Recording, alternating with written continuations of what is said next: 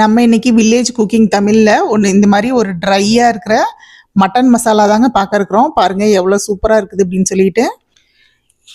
இந்த try mutton மசாலாவை நம்மளுக்கு செஞ்சு காட்டினவங்க ஒரு லாரிக்கு போகிறவங்க தாங்க.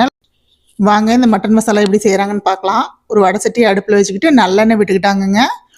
நல்லெண்ணெய் நல்லா காஞ்சதுக்கப்புறமா அதில் உளுந்தம்பருப்பு கடலைப்பருப்பு சேர்த்துக்கிட்டாங்கங்க. அதிகமான உளுந்தம்பருப்பும் கடலைப்பருப்பும் சேர்த்துக்கிட்டாங்க. அது கூடவே 2 பச்சை மிளகாய், கருவேப்பிலை, வெங்காயம், பெரிய வெங்காயம் ஒரு பெரிய வெங்காயம், அது கூட இந்த அரைச்சி வச்சிருக்கிற மசாலையும் சேர்த்துக்கிட்டாங்க. அதுக்கு என்னென்ன வேணும்னு பின்னாடியே சொல்கிறேங்க. அதுக்கு மல்லி, உளுந்தம்பருப்பு, கசகசா எல்லாத்தையும் தனித்தனியாக வறுத்துக்கிட்டாங்கங்க. சோம்பு, இப்போ கொஞ்சம் எண்ணெய் விட்டுட்டு அது கூடவே சின்ன வெங்காயம், இது குழம்புக்கும் எடுத்துக்கிறதுங்க. குழம்புக்கு, கிரேவிக்கு 2க்கும் செய்கிறாங்க.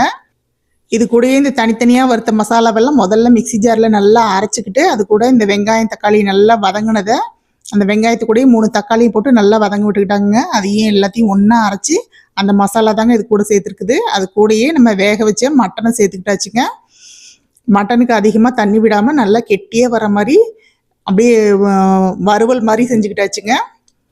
உங்களுக்கு யாருக்கெல்லாம் இந்த மாதிரி மட்டன் வறுவல் செஞ்சால் பிடிக்கும் அப்படின்னு சொல்லிட்டு எனக்கு கமெண்ட் பண்ணுங்கள். நீங்கள் யார் யார் இந்த மாதிரி வீட்டில் செய்வீங்கன்னு சொல்லுங்கள்.